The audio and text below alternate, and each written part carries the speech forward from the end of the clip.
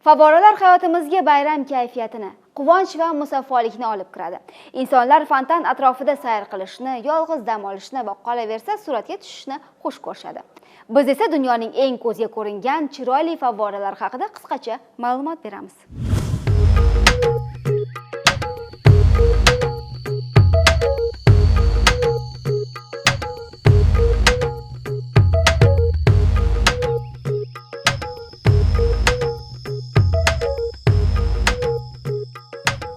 Burj Xalifa.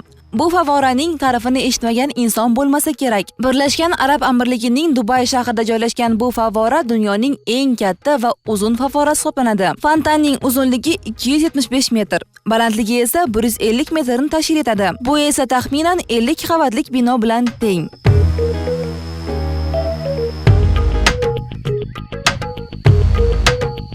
Kamalak favvora. Koreyaning Seul shahrida joylashgan bu favvora noodatiy uslubda ishlangan. Ginnes rekordlar kitobidan joy olgan fontan Seulning eng uzun ko'prigi yon tomonida joylashgan bo'lib, undagi suv tepadan pastga qarab harakatlanadi.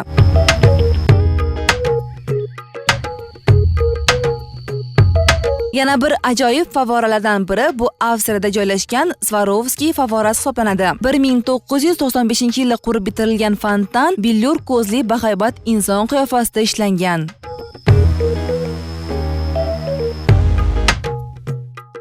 Rimning eng katta va sayyohlarni o'ziga jalb qiladigan favorasi bu Trevi fontani hisoblanadi. Bu favoraning o'ziga xos tomoni shundaki, unga tanga tashlagan inson yana bir bor bu ajoyib shaharga tashrif buyuradi. Ikkita tanga tashlagan inson esa o'z sevgisini topishi mumkin. Buni qarangki, bir yil davomida favoraga tashlangan tangalar 700 ming yevroni tashkil etadi.